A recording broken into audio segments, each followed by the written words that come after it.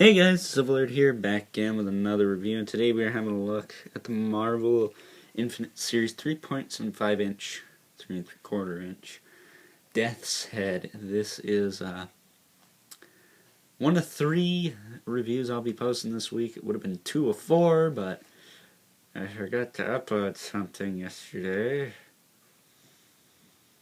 Oh well, it's finals week. So looking at him, this shield is crap, but the rest of him's good. That doesn't stand for shiz. He does have 2 weapons, a mace and an axe, and the axe I actually didn't have until last year. I bought this dude, well, I didn't buy this dude till last year, but I didn't have this until like the end of the summer. I bought this guy in the spring, and I lost his axe apparently. It was in the car, so it's cool that I have him complete, because originally I thought he just had this little mace with him and not his axe. So that's cool. But all in all, Death's Head all around is an awesome figure. So just to get it out of the way, the articulation, his head rotates and looks up and down. It's even got a hinge on it so you can look up really well. And he does feature the armor, which is removable. Why there are peg holes, I don't know, but they're like nipple holes, which is kind of weird. But I'll just leave that off so we can do the articulation. We could pop his daggum head back on. There. Hinges up that much. And then back down. Side to side. And the tiniest, not really any rocker going on. He does have in and out at the shoulder, so we'll forward him back. Bicep swivel. Single joint at the elbow. His wrist swivel. He's got a diaphragm joint that doesn't work, really. He doesn't have a waist swivel, which is weird. So I would imagine if they put the diaphragm swivel right here, excuse me, around where the belt is, that'd be a better place for it, but I do not believe his belt is a separate piece. I think it's glued on. Well, it is a separate piece, it's glued on. So his legs are pretty hindered, and he doesn't have a back skirt, which I don't know if he's supposed to, but could have had, like, maybe this go over here. I don't know.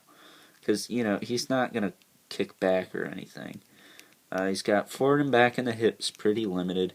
In and out as well. Swivel at the thigh. Double joint at the knee. No swivel at the boot, but this piece is separate and can rotate. At least this side. And then he's got a swivel and a hinge in the foot. So overall, he's got some pretty good articulation. His cape piece does have a little groove on the back for the shield to peg into, but it is his chest armor and cape. I wish it actually did peg in. I mean, that would have made sense for those 2 nipple pegs, but whatever. I guess you could put his weapons in there. I should have tried that, but in terms of his weapons, does have this axe, just got some nice detail on it. There you go. You can see all the dings and scratches in it. It's been used.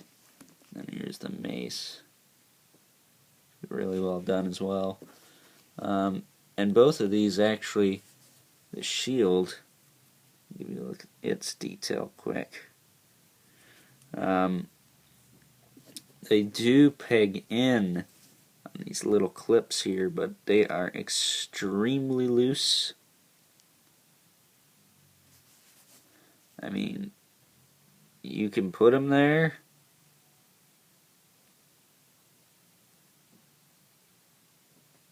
I could tell you, they ain't staying. So, I just have them hold them. You know, that's easiest thing to do. You can attach the shield to his back, which the shield itself does stay on his back. I mean, I did that in 2 seconds, and it's on there. So you can do that, although it doesn't really make too much sense unless you have the weapons there. So I just clip it on his arm, hope for the best that it stays on. And more into his weapons, you can pull out his hands, and his weapons do have these little, it's got like a ribbed section right here that goes into a small peg, and you can peg it into his wrist. So you can have weapon arms, which is pretty neat, I'm not gonna lie. It's kind of like Trapjaw from Motu, but it's a Marvel figure. You can do the same thing with the mace. The mace I found is pretty loose on both sides, so I don't know, maybe that's just mine, but yeah, he has weapon arms, which is pretty neat. And if you want to see the mace on the other side, yeah, it's even looser over there, so it's kind of a lose-lose with the mace, but you can always just have him hold it. I just have him hold him. I'd rather do that than try and pack the hands away and then lose them 5 years later. You know, this figure ain't that old, but it will be. It's getting there.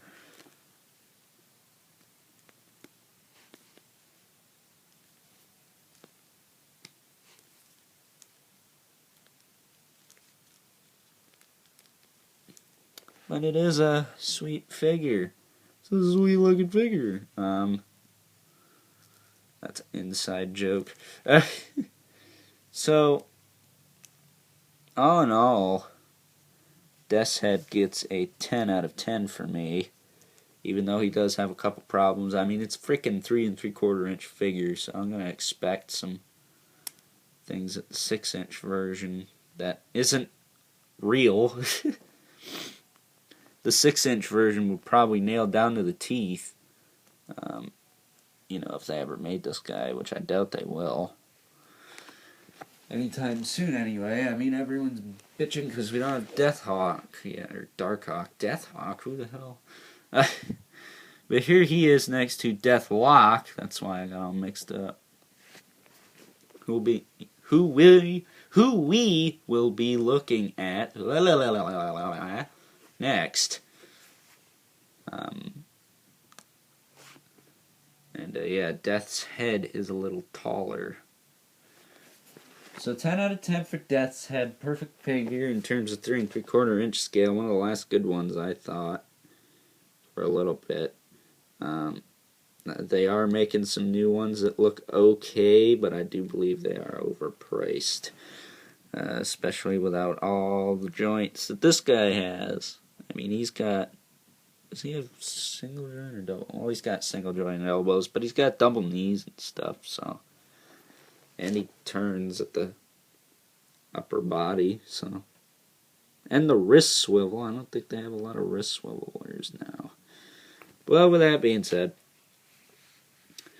I like this figure. I would highly recommend it. He's really cool, and he actually will work in your G.I. Joe or Transformers collection, because I believe he was in there too.